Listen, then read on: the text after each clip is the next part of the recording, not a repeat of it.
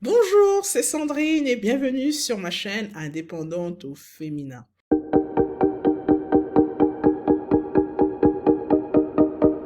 Alors pour ceux qui ne savent pas, j'ai une société de conciergerie et je propose aussi des prestations de ménage via cette société de conciergerie. Alors donc aujourd'hui nous allons parler de la suite de ma petite aventure pour m'implanter ma conciergerie en région parisienne. Voilà.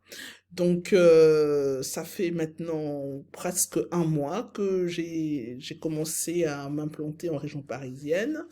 Donc, je vous avais fait une vidéo où je vous avais un petit peu évoqué les premiers constats que j'avais faits. Donc, à savoir beaucoup de concurrence, des prix plus bas au niveau des prestations de ménage. On essaie vraiment de tirer très bas, donc des forfaits pour des ménages, des studios qui sont linge et ménage compris, avec pour la partie ménage, donc on se trouve avec pour un studio, on se trouve à 20-25 € avec le linge. Ce que je trouve hyper bas par rapport au prix que je pratique ici dans ma région. Ensuite, au niveau de taux de commissionnement, on se retrouve avec des taux de commissionnement de 20%. 20%, mes amis, je ne sais pas comment on fait. Je ne sais pas comment on fait pour facturer que 20% en conciergerie, sachant que on s'occupe de la gestion des annonces, de tous les petits problèmes qu'il peut y avoir. Quand il faut, par exemple, le client vous appelle parce qu'il y a la chaudière qui fonctionne pas, ou parce qu'il y a l'eau qui est bouchée dans le lavabo. Qui est-ce que tu vas dépêcher? Déjà, pour se déplacer, c'est tout un problème. Alors, 20% de taux de commissionnement, pour moi, c'est pas possible. Moi, dans ma région, je suis pas à moins de 25. 25, c'est vraiment les rats les pâquerettes. Je suis plus à 30%. Et avec 30%, tu t'en sors. Mais avec 20%, les amis, le taux de marge, c'est très compliqué. Alors, je vais essayer de voir, comprendre comment est-ce que les autres sociétés de conciergerie font pour fonctionner. Mais clairement, pour l'instant, je vous dis, les amis, 20%, c'est pas possible. Alors, il y a certains qui parlent de 20% hors taxe, là encore, mais il y en a d'autres qui te parlent de TTC, qu'ils ont l'habitude de traiter avec des sociétés de conciergerie qui prennent du 20% TTC. Alors, je sais pas comment c'est possible, je sais pas du tout comment ils fonctionnent en prenant 20%. Ils travaillent pour rien ou bien c'est quoi? C'est pas possible. Donc là, je suis sur une vraie problématique là, les amis. Je suis vraiment sur une vraie problématique là. C'est vrai que je me dis, est-ce que c'est le volume?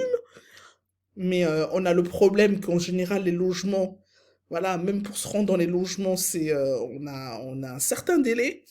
Donc, c'est pas genre en 10 minutes, je suis dans le logement, 15 minutes. C'est long. Et puis, tu peux pas vraiment compter sur les femmes de personnel de ménage parce que elles, voilà, elles vont pas. En général, elles font son ménage et puis basta, quoi. Je veux dire, il n'y a pas de. En tout cas, pour l'instant, il n'y a pas de. Il n'y a pas d'implication. Il n'y a pas d'implication. Alors, peut-être, je vous dis, l'équipe n'est pas encore formée, on est en train de se chercher, mais je trouve hyper compliqué, les amis. Hyper compliqué, hyper compliqué. Alors, ce que j'ai fait, vous allez me dire ce que vous en pensez, pour commencer quand même à avoir un petit peu d'activité et voir un peu comment ça fonctionne, prendre la main, tester les filles et tout. Ce que j'ai fait, c'est que comme j'ai plusieurs appartements en colocation, sur un des appartements en colocation où il y avait 2 chambres de libre, donc ces 2 chambres, je suis en train de les exploiter en location courte durée. Oui, je loue les chambres au sein de ma colocation en location, en Airbnb, sur Airbnb.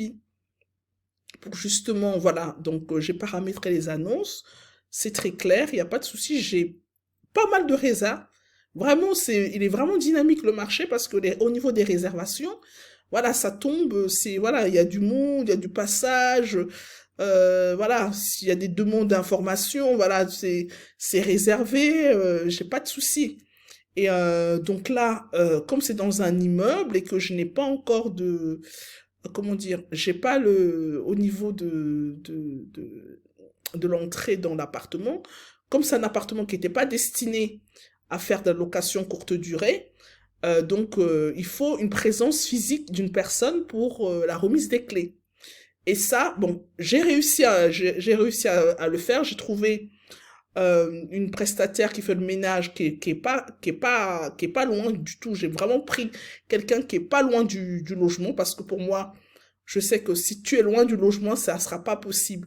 Et avec la petite expérience que j'ai, il me faut quelqu'un qui soit près du logement, qui fasse le ménage, qui fasse la remise des clés et qui soit capable de m'informer des choses qui vont pas, qui fasse le linge aussi. Donc voilà, donc et si tu prends quelqu'un qui est ne serait-ce qu'à deux, trois stations de métro ou de RER, c'est pas possible. Ça sera pas gérable. Les gens, ils ont pas le temps en région parisienne. Ils ont pas le temps. Ils ont pas le temps. C'est mots de speed, speed, speed, speed. Ils ont pas le temps. C'est, voilà. On rend pas service, quoi. Tu payes combien, on fait, tu payes pas, voilà. Voilà. C'est une autre mentalité. Je savais, mais bon, voilà. Donc, j'ai trouvé quelqu'un pour l'instant, ça se passe bien, qui s'occupe, voilà, du ménage. Donc là, du coup, par rapport aux autres colocataires dont je les ai informés, je leur ai dit, voilà, il y a 2 chambres de disponibles, j'ai besoin de faire entrer des sous. Voilà, j'ai mis en location courte durée, donc vous aurez des personnes qui viendront passer de quelques jours, 2, 3 jours, une semaine dans votre colocation. Mais par contre, l'avantage que vous aurez, c'est que vous aurez un ménage beaucoup plus régulier, tous les 2 jours. Parce qu'actuellement, ils ont un ménage une fois par semaine. Vous voyez? Ça, c'était voilà, ça, c'était le b.a.-ba. Une fois par semaine, quand on fait de la coloc, c'est le minimum, je trouve. Hein. Mais là, l'avantage, c'est que du coup, la femme de ménage, elle passera beaucoup plus régulièrement tous les 2 jours. Donc, du coup, vous ne sentirez pas l'effet néfaste de recevoir des voyageurs. Vous voyez ce que je veux dire? Donc, et moi, ça me permet de me faire la main, de faire tourner, voilà, de mettre des choses en place pour justement pouvoir proposer quelque chose en étant beaucoup plus, en ayant mesuré le marché. Voilà. Donc, c'est un petit peu cette approche que j'ai pris. À part les petits contrats que j'ai eu pour le ménage, pour l'instant, au niveau de la conciergerie, c'est que par rapport à mes biens. Parce que je veux pas aller sur du 20%. C'est pas possible. Autant je fais pas. Vous voyez ce que je veux dire? Je préfère encore ne pas faire et garder mon énergie pour réfléchir à autre chose, à ma stratégie, à comment attaquer, plutôt que de prendre 20% et qu'on sait très bien qu'après, je sais que c'est pas possible, les amis. Pour moi, c'est pas possible. Donc voilà. Donc c'est un petit peu les turpitudes que je rencontre, mais bon, on se bat, on va trouver des solutions. Ça me permet de rencontrer des personnes, de voir un peu la mentalité, de voir comment ça fonctionne et tout. Et donc c'est d'être dans le marché, les amis, d'être dans le marché pour que lorsque il y aura les Jeux Olympiques, je sois d'attaque, quoi. C'est ça le but, hein. C'est ça le but. Donc là, voilà, on est au mois de mars, voilà, je suis déjà dans le marché, quoi. D'accord, les amis? Bah, dites-moi qu'est-ce que vous en pensez. Est-ce que vous avez des conseils, des idées à me donner et tout? N'hésitez pas. De toute façon, moi, je suis preneuse. Alors, bah, on apprend toujours, hein, d'accord? Il n'y a pas de science infuse. On apprend toujours de par l'expérience ou par conseil et tout. Donc, c'est important. Voilà. J'espère que cette vidéo vous aura plu. Je vous dis à très bientôt pour une nouvelle vidéo. Salut, ciao!